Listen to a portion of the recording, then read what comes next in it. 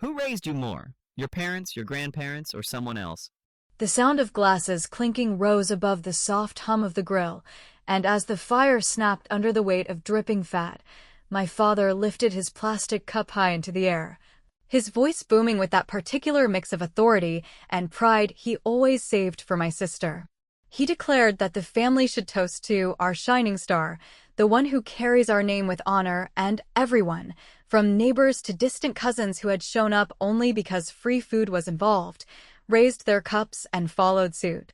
I sat at the same picnic table, close enough to hear every word, close enough to be brushed by the warmth of the fire and the sticky sweetness of barbecue sauce, yet somehow positioned as if I were furniture, present, functional, but not worth noticing. My cup sat untouched beside my plate, filled with watered-down soda that had already lost its fizz, while the laughter that followed his words rang in my ears like a cruel bell, reminding me once again that in this family I had been assigned the role of background noise. The sting wasn't just in their words, though it would have been easy enough to say something, to raise my voice and call them out for forgetting I even existed. The real pain was the seamless way they did it, as though the universe naturally revolved around my sister's degrees, her job, her vacations, her endless stream of curated achievements that my parents displayed like trophies. I had stopped trying to measure up years ago, but the moment still made my skin prickle, because humiliation doesn't lessen with age, it only sharpens. I found myself staring at the rim of my plate, the half-eaten burger, the smear of coleslaw I hadn't even wanted, and thinking how odd it was to feel so invisible in a crowd that was supposed to be mine. They went on for several minutes, piling compliments, telling stories about her recent promotion and her trip to Italy, which apparently transformed into Paris in their exaggerated retelling, while my own life, my job, my struggles, my quiet wins, sat unmentioned, like dust under the rug. I smiled politely at one of the neighbors who looked at me awkwardly, clearly aware of the imbalance, but unwilling to risk stepping out of the polite current. That was always the way. Outsiders noticed, but they never interfered. Family affairs were not for strangers to fix. I excused myself quietly, gathering the empty plates, scraping leftover ribs into the trash, stacking greasy napkins. The small act of cleaning gave me something to hold on to, because if I had simply sat there, my silence would have split me open.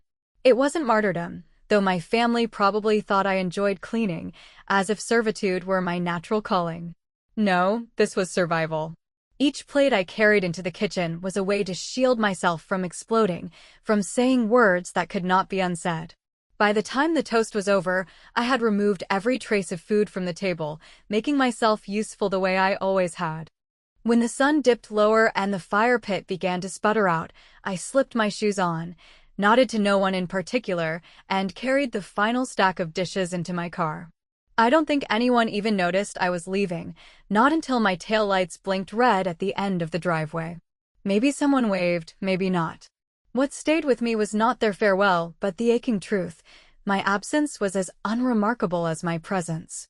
Driving home, I rolled the window down, letting the humid evening air wash over my face, and tried to release the tight knot forming in my chest. I told myself it didn't matter, that after so many years of the same pattern, I should have been immune. But denial has a way of cracking under pressure, and by the time I carried the dishes into my apartment, setting them down with a thud on the counter, I realized I had crossed some invisible line. I was no longer content to play the part they had written for me. I poured myself a glass of wine, sat at the table, and stared at the stack of plates as if they were evidence of a crime scene.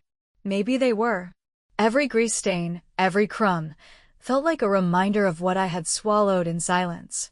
I lifted the glass slowly, watching the red liquid catch the dim kitchen light, and I said aloud, though no one was there to hear me, "If they want me invisible, I'll show them just how invisible I can be."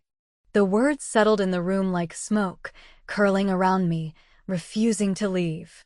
It was not a declaration of defeat. It was a plan forming, subtle and sharp, something that would require patience and precision. The first step had already been taken. I had walked away. For the first time, the silence I carried with me felt less like a wound and more like a weapon, and I intended to use it. By the time my phone buzzed with a family group chat notification, I didn't even reach for it. I let it ring, then die, the screen fading back to black. The night grew still around me, and in that stillness, I felt a strange sort of power I hadn't known I possessed. It wasn't about yelling or demanding recognition or pleading for affection they were incapable of giving. It was about withholding, about letting them feel the weight of absence until it pressed on them as heavily as it had pressed on me all these years. I set the empty glass down, leaned back in my chair, and allowed myself a small, humorless smile. The night stretched ahead like an open road, and for once, I was in no hurry to get to the end. I had nothing to lose and everything to reclaim.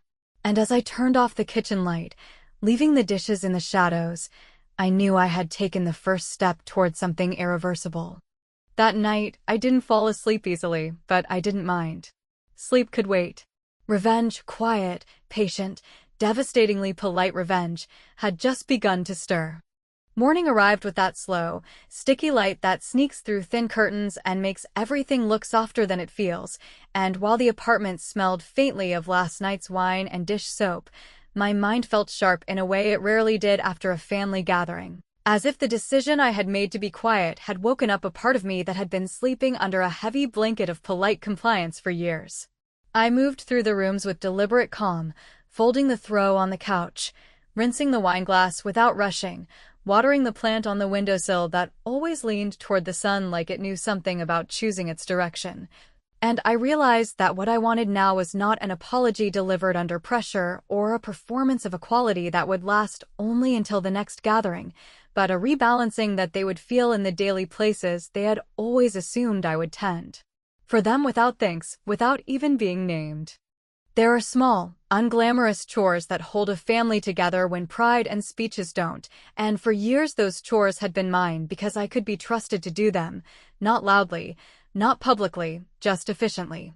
Like an invisible pair of hands keeping the shelves steady, I was the one who picked up Mom's coupons and turned them into actual savings, who kept Dad's phone backed up so he wouldn't lose his contacts every time he forgot a password, who transferred the shared photo albums into one clean timeline so holidays looked seamless and nobody saw the arguments about who forgot the cranberry sauce. And I even kept an auto payment running on their internet because there had been a stretch where money was tight and I could help and it felt like the right thing to do. I sat down at my laptop and opened the tabs I knew by heart because invisibility breeds confidence, and I drafted short, careful emails to the service providers to remove my card from their accounts. I changed the recovery emails on a few lingering logins back to Mom's address, and I exported the family photo archive to a private folder with a polite little note to myself about boundaries. Then I took a breath and hit send. Not out of spite, but out of a stubborn insistence that if they were going to raise their glasses to one child while pretending the other didn't exist, they could certainly learn how to keep their own house standing without the ghosts they never acknowledged. The phone started its ritual within an hour, beginning with the family group chat where my sister posted a filtered photo of last night's grill spread with a caption about best family, a caption as glossy as a magazine ad and just as honest. And she tagged both parents and left me out in that practiced way of hers that looked casual to outsiders and surgical to anyone who had been on the receiving end long enough to recognize the pattern. I didn't mute the chat out of anger. I muted it the way you close a window when a storm is throwing grit in your face. Then I set a quiet auto-reply for their calls that said I would be away from my phone for the weekend. Which was not entirely untrue because I intended to be unreachable by them, reachable only to myself. I made coffee and took it to the balcony, and the city moved underneath me with its indifferent rhythm of buses and dog walkers and people carrying grocery bags, and for the first time in a long time I felt aligned with that rhythm, rather than trying to apologize for existing slightly offbeat. By noon, the message cadence had changed shape, which is always the moment when a family that relies on one person's labor starts to notice the missing piece, because it is not the big ceremonies that collapse first, it is the small hinges. Mom's reminder about her prescription pickup turned into a question about whether I was available, as usual. Dad's note about his streaming account not loading arrived with a half-joke about the television being smarter than he was, and beneath both there was the soft, unmistakable pressure of expectation that had been dressed as affection for so long I almost didn't recognize it without a bow. I wrote back a single sentence to Mom that read, "Your account is now fully under your email. The pharmacy will text you for pickup," and I left Dad on read. Because sometimes the kindest thing you can do for a grown man who has recited toasts about excellence is let him learn how to reset a password without his invisible daughter doing it from the passenger seat of his life. There was humor in the quiet if you knew where to look for it, and I found it in the fact that the house that had been so loud about my sister's accomplishments ran on the silent energy I had been pumping into it for years. And that without that invisible current the lights flickered almost immediately. A notification popped up from the internet provider confirming the cancellation of my card and suggesting they add a new one to avoid interruption. And I allowed myself the smallest, driest laugh as I pictured my parents arguing over who had the correct billing address, while my sister tried to stream a highlight reel of her own greatness to suit the room. I wasn't cutting them off from anything they had paid for themselves. I was simply removing the hand that had steadied their table while they pretended the table stood by magic. In the late afternoon, I met a friend for a long walk, and I talked about everything except my family, because speaking about them always felt like feeding a fire I was trying to let smolder out on its own. Yet, even in silence, the decision hovered beside me like a second shadow, and I knew that once you stop making yourself useful to people who only value usefulness, you become either a problem they must solve or a mystery they must approach with caution. I preferred mystery. When I returned home, I saw that Dad had sent a photo of the router lights with a caption that managed to be both accusatory and clueless. Mom had called 5 times and left a voicemail that began with "sweetheart" and ended with "why are you doing this?" And my sister had posted another story with a sparkling filter and a poll asking, "best family tradition," as if the answer could be anything but selective memory. I put the phone face down and let the apartment go quiet enough for the refrigerator's soft hum to sound like a meditation track, and it was there, in that ordinary hush, that my revenge felt most precise. Because it was not grand or theatrical or designed to humiliate anyone in front of strangers, it was simply a refusal to hold up a structure that had never once made room for me in its blueprint, a refusal delivered with clean logins, tidy transfers, and no further explanation. I was rinsing berries at the sink, the water running in an even silver thread, when the phone vibrated once more and, against my better judgment, I turned it over. Not because I had changed my mind, but because curiosity is a habit you cannot break in a single day. The message was from my sister, and it arrived without a filter, without a public audience, a single line that looked almost naked on the screen. "Mom, can't stop crying. What happened?" I stared at my sister's message for a long minute that stretched like taffy, not because I didn't know what to say, but because there is a particular satisfaction in realizing that silence has finally developed weight, that the absence they rehearsed on me now presses back with a pressure of its own, and when I finally typed, I kept it plain and almost friendly, a line that could fit on a sticky note if she wanted to file it somewhere safe. "Tell Mom the house runs exactly as well as the gratitude inside it." I set the phone down before the bubbles could start, because answering fast was the old me, the one trained to make other people's anxiety evaporate before it condensed into rain, and I had decided that weather control was no longer my job. Instead, I opened my laptop, not to rage or to write speeches, but to complete the work I had already begun, the work of giving back responsibilities I had carried so long they had fused with me like a second spine, and I did it with the same practical calm I would use to fix a loose hinge. I removed myself as primary emergency contact on my mother's clinic portal, updated my father's recovery email to his own address, and transferred the shared family calendar that I had engineered over countless holidays back to the email where it should have lived from the beginning. Then I took the spare house key from my drawer, slipped it into a small padded envelope with a simple index card that read, "Returning what was never mine to begin with," and scheduled it for certified delivery, not because I wanted to make a scene, but because signatures have a way of cutting through selective memory. There is a flavor of humor so dry it only appears when you stop thirsting for approval, and I tasted it while drafting a congratulations card to my sister for her promotion. The same promotion that had inspired last night's performance of parental theater, and I wrote inside with careful neatness that I hoped she would enjoy the spotlight and that I would, as promised, keep to the edges where I apparently belonged. A line that looks generous if you skim it and stings if you sit with it, and I addressed it not to her office, but to the family home, because timing is an art and message delivery matters when the audience pretends not to hear unless the envelope lands on the right table. On a separate tab, I canceled the cloud drive I had been paying for the quiet vault of scans and receipts and travel insurance for trips I was never invited on, and I granted my mother access to download the files for the next week, then closed the door on that vault with the soft finality of someone locking a cabinet before leaving a job they were never paid for. When my phone began its afternoon chorus, I let the calls roll into voicemail, because boundary setting sounds cruel only to people who benefited from the lack of it. And I made a late lunch while the notifications stacked up like postcards from a country I no longer lived in. My mother's voice arrived first, breathy and tremulous, telling me that the clinic had called to confirm I was no longer listed and asking if something terrible had happened. A question that would have been funny if it weren't also proof of how little she believed I could move without disaster as the only engine. My father followed with a message that tried to be light and landed like a small lecture about family sticking together, which is rich coming from the man who could recite my sister's resume like a hymn and forget what city I worked in, and my sister sent 3 short texts, each slightly more frantic than the last, reminding me that mom doesn't do well with change, as if I had been altering the seasons, instead of simply refusing to be the thermostat.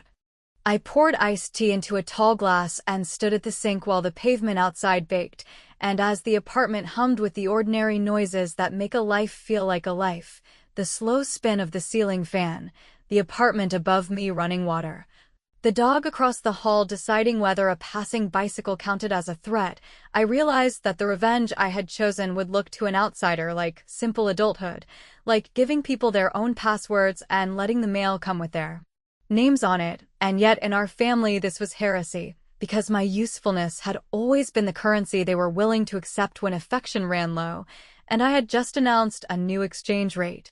To make sure the message didn't get buried under the clutter that accumulates when a house believes it is self-cleaning, I printed a polite one-page list titled Things I Am No Longer Handling, a list with bullet points as factual as a grocery run.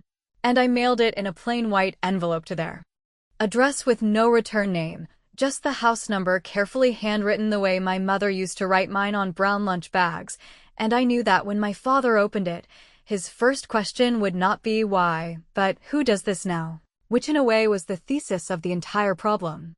Late afternoon slid toward evening, and the sun turned the buildings a tired gold, and I sat at my small table sorting a stack of photos I had avoided for years, images where I was present but peripheral, arms always full of something that needed to be carried.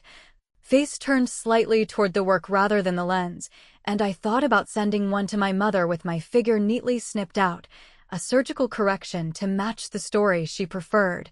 Yet I stopped myself, not because the idea lacked bite, but because I wanted every move I made to be clean, undeniable, and free of theatrical cruelty, the kind you can dismiss as childish.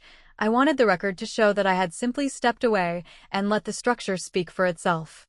The doorbell rang once, a sound that jolted me in a way my phone could not, and for a long breath I stood very still, not afraid exactly but acutely aware that there is a threshold between quiet boundary and confrontation, and crossing it should always be a choice.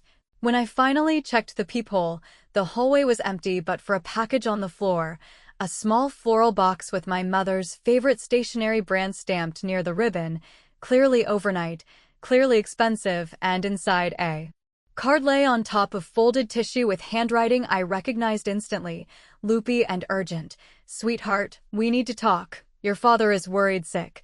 Please come by tonight. We will make this right.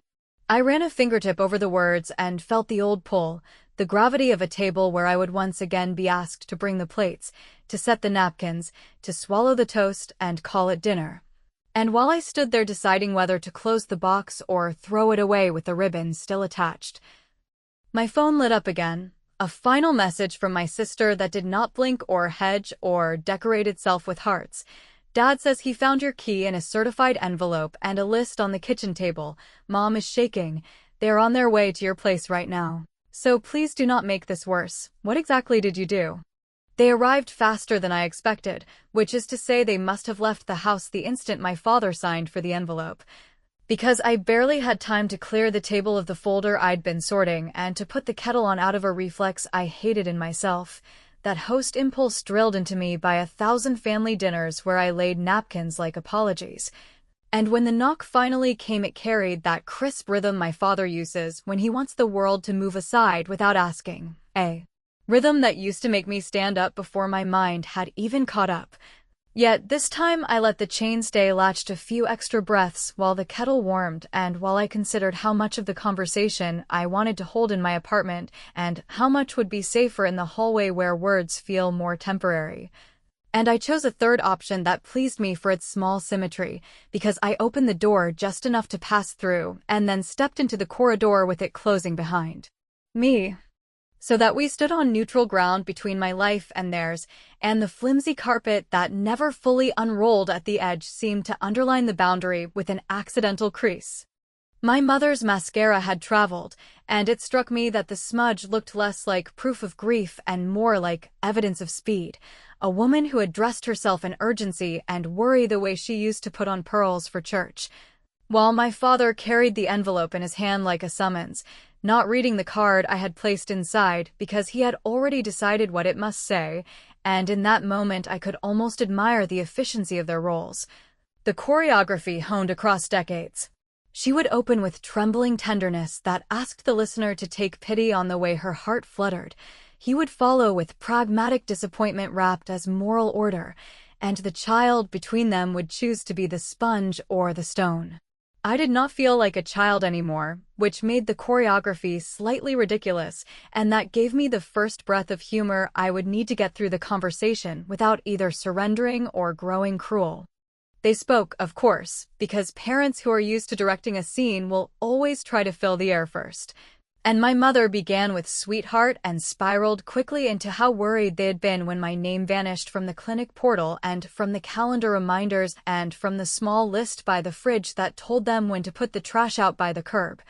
While my father held up the list I had mailed as if it were a parking ticket and told me that families do not invoice each other, which opened the door I had placed there on purpose, because I smiled politely and told him that I had considered sending an actual invoice with rates and interest and late fees for the years between college and now, when my labor was apparently both priceless and free, but that I had decided a straightforward receipt of returned items would be both kinder and more legally accurate, at which point I produced from the folder a single page titled Acknowledgement of Transfer, with 3 simple lines beneath it for their signatures, one for the calendar administratorship, one for the financial accounts I had been maintaining, and one for the physical key they had already received. And while my mother blinked at the word acknowledgement like it might bite her, my father's eyebrows gathered at the place where authority meets inconvenience, and he asked whether I was threatening to sue my own parents. It would have been easy to take that bait and let the conversation turn into a shouting match about loyalty and duty and respect, words that always sound noble when you aim them downward, but I wanted precision rather than flames. So I told him calmly that the paper was not a threat but a receipt, the same way you sign for a package you have been sent so that the sender knows it is no longer their responsibility if it gets left in the rain.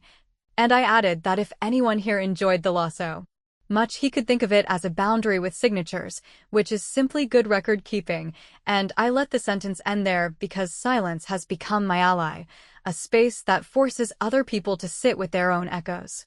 My mother asked whether I hated them, and I said no, I simply refused to keep playing a part that required me to disappear to make everyone else look taller, and I said it slowly enough that each word had to find its own weight before the next one arrived.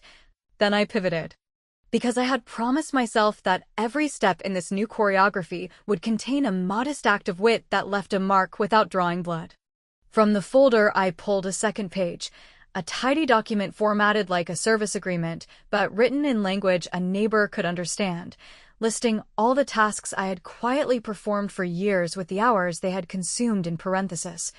Not for dramatic effect, but for accuracy, and at the bottom I had written that, effective immediately, those hours would be donated each week to a local mentorship program that pairs young women with first-generation parents who need help navigating forms, portals, and all the invisible tasks that keep modern life from collapsing into chaos, which meant that my generosity would still exist, but would no longer be harnessed to a machine that erased me. And I watched my father wrestle with the fact that he could not reasonably argue against charity without sounding like a villain, while my mother murmured something about how she wished I had told her I was struggling, which finally made me laugh. Not meanly, but with the clarity that comes when you look at a painting from the right distance and see that what looked like sky is actually smoke. They did sign the acknowledgement, my father with a small, grudging jab that left a faint tear in the paper, my mother with a careful flourish that trembled at the end, and I felt a strange lightness as the pen left the page.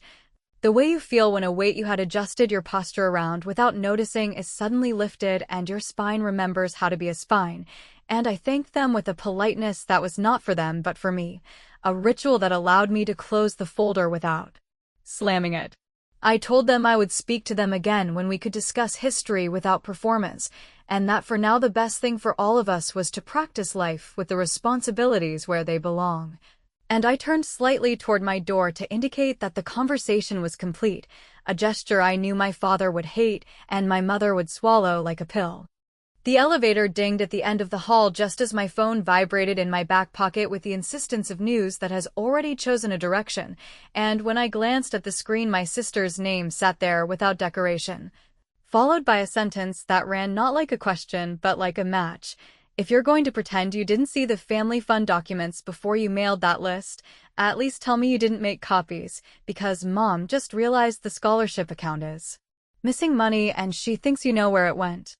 The elevator doors closed on my parents with that hollow, dutiful hush that buildings perfect over decades of swallowing other people's scenes, and while the car descended I stood in the corridor with my sister's message burning through fabric and patience. Because the phrase scholarship account belonged to a chapter of our family history that had always been spoken about with solemn voices and upright spines, the fund my grandparents started when we were children with the ceremonial promise that both daughters would have equal access to higher education and the life that education could open, a promise that sounded like a hymn at holidays and tasted like chalk in practice whenever decisions were made behind kitchen doors, and I understood.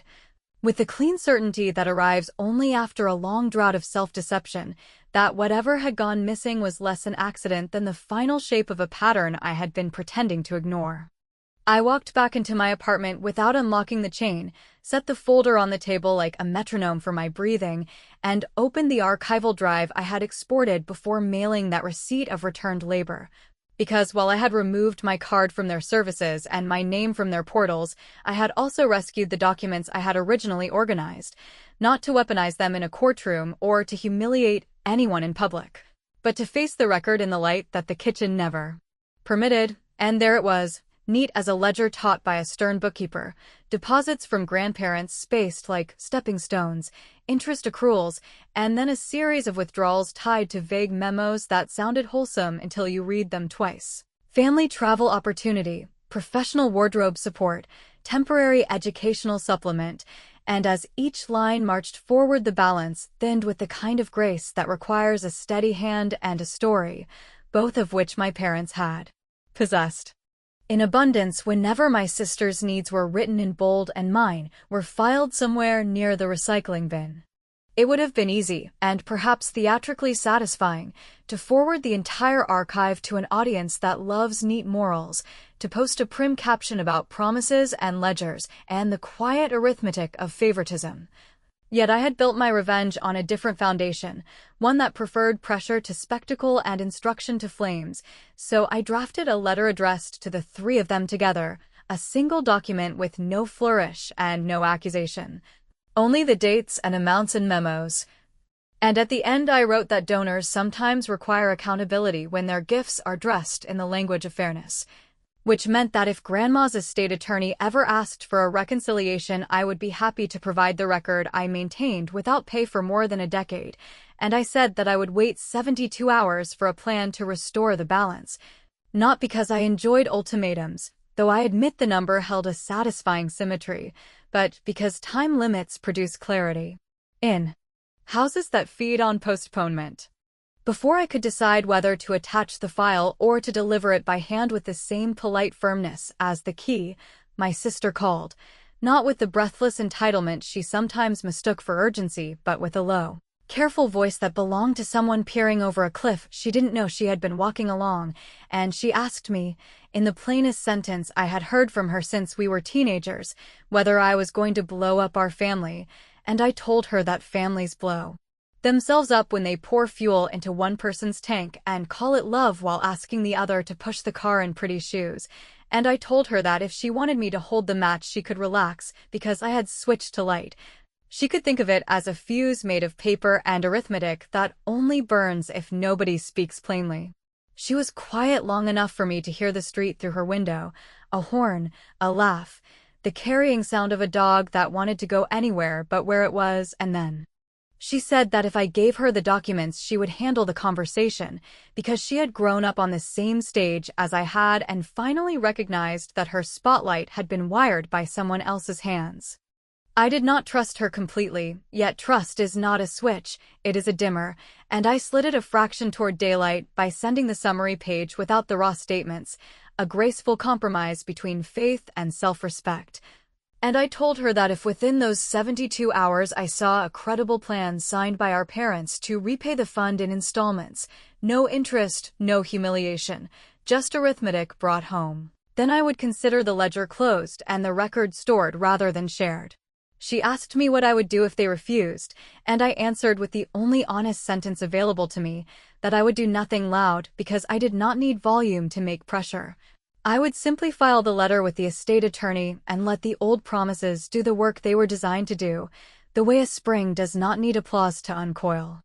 Night settled into the apartment with that soft authority only city evenings possess, and I placed the signed acknowledgement from the hallway conversation into a clear sleeve, slid the mentorship program's volunteer schedule beside it like a new spine, and stood at the window watching the opposite building light up room by room, each square a small theater where someone else negotiated mercy or pride or the price of silence, and I felt, if not victorious, then correctly weighted, like a scale that had stopped pretending a feather and a brick were the same. My phone lay face down on the table, buzzing now and then with the tremors of a family practicing a new choreography with two left feet, and I let it buzz, because the fuse I had laid would burn whether I stared at it or not. In the last hour before midnight, I received a single text from my sister that consisted of one photograph and no words, a snapshot of a page from a yellow legal pad with my mother's handwriting marching across it. In careful lines, a repayment schedule that did not add up yet tried very hard, and a note at the bottom that said, "We did not understand.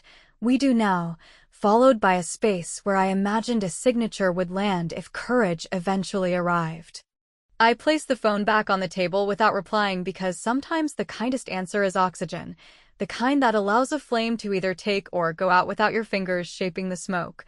And I stood there for a long time thinking about how a house can be full of toasts and still empty of acknowledgement, how a daughter can be present and still be treated like an appliance, and how love, if it is to be anything more than a speech, must occasionally balance a ledger before it pours another drink. By the time I turned out the kitchen light, the window across the way had gone dark, my apartment had settled into a true hush, and on the counter the envelope addressed to the attorney lay beside the letter addressed to my parents. An either-or that did not need to be chosen tonight, which meant that when the morning came I could decide whether to stamp one or to fold the other into a drawer, and in that small undecided space, clear, potent, and not at all lonely, I finally understood that revenge, when practiced without cruelty, is simply the steady return of weight to the places that can carry it.